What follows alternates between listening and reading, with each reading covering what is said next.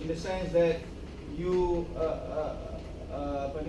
transpose U equal to 1. Actually, this U can be a matrix, so that this 1 here is a diagonal matrix of 1. So if we write U to be some e to the power of I e f,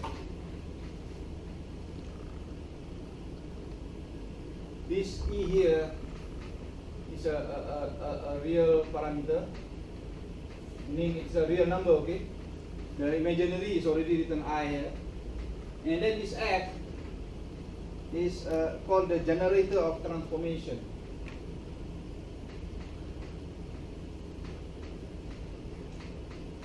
Okay.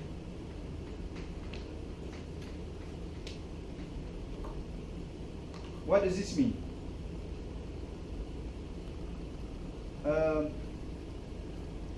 So if U is a unitary operator, in the sense it's like this, then F generate a group of transformation.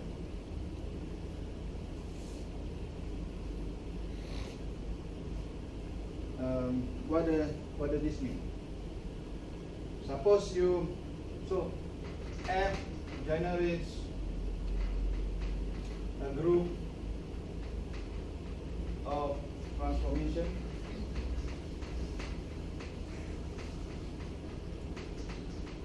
Suppose you have a three-member group.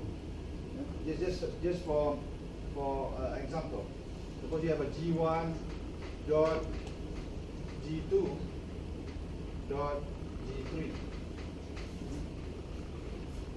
This is equal to, say, G1 dot G2 dot G3, and these are all members of this group called G.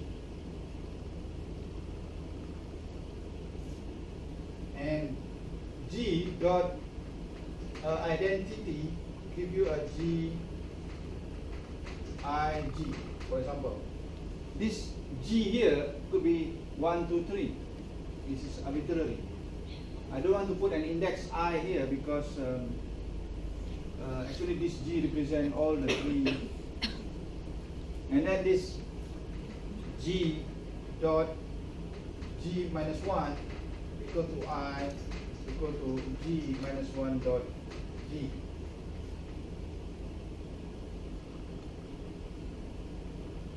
And of course, finally, if this Gi and Gj is member of G, then this implies that Gi dot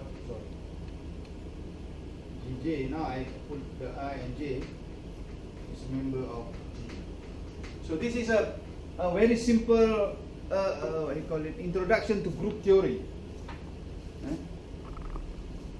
Just a very simple example where I use the dot product as an example of operation between the members of a group.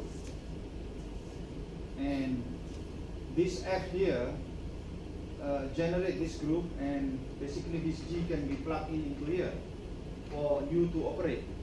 Okay, and G can be generated. For example, this G can be a Pauli matrix, for example. I mean, later we will go into that when we discuss isospin and so on. Okay.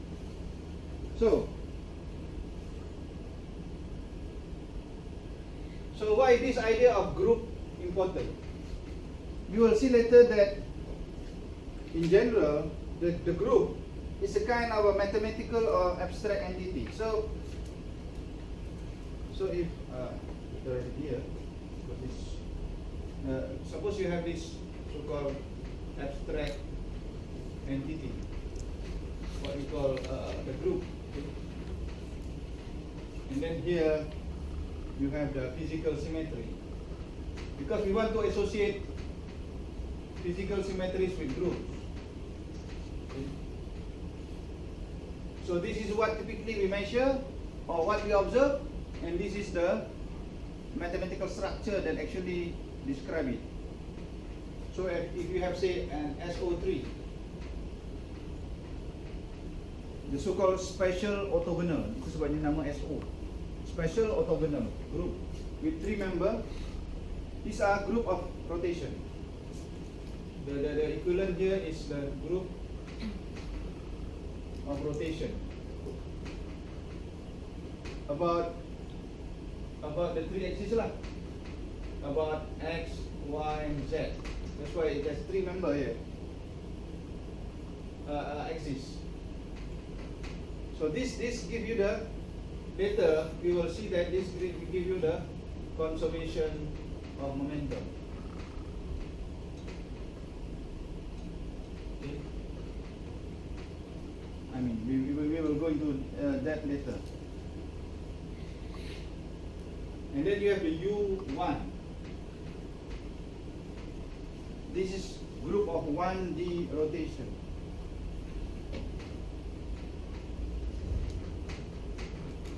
And this is represented by EI alpha, group of 1D rotation. Actually, if you have one direction, what is that rotation? That is, if this is the, say, arah of motion, then the rotation is around this, I mean, along the direction. So the rotation is like this. So it describes, say, for example, a particle in a magnetic field, for example. And that is important. And then you have the special unitary group with member 2. So this is a group of 2 by 2 matrices, yeah, with unit determinant. That's why it's called unitary.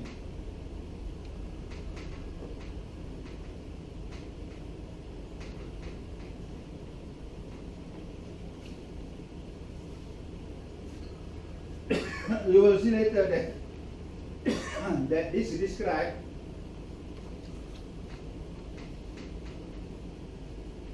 the E new state, symmetry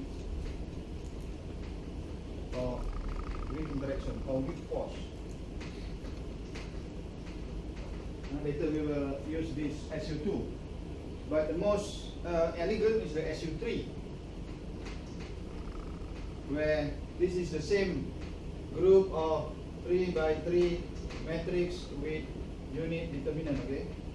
And this later we will use to describe the RVG, the color force, red, blue, green, which is a symmetry of color force.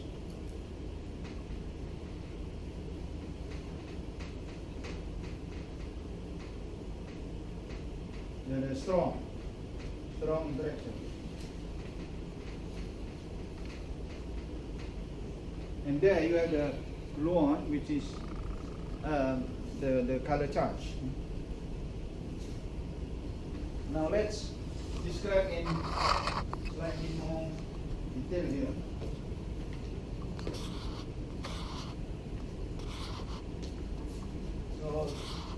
So from now on, everything is described quantum mechanically.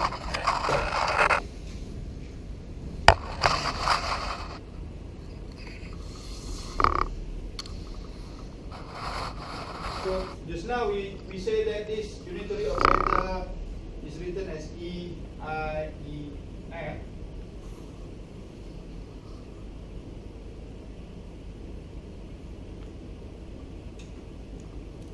And the action on the wave function, so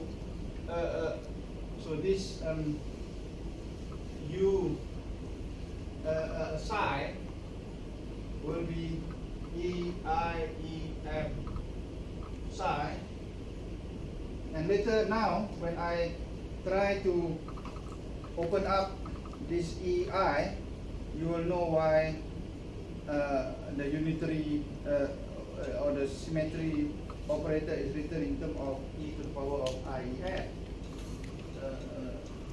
Because you will see here, when you write the exponent in term of a series, it will be 1 plus IEF plus IEF whole thing square to factorial plus I order, okay? And this act on the side. And you know, if E is small enough, you know, we only take 2 terms or maybe 3 terms. If E is small, because as you go to higher order term, the E to the power become negligible.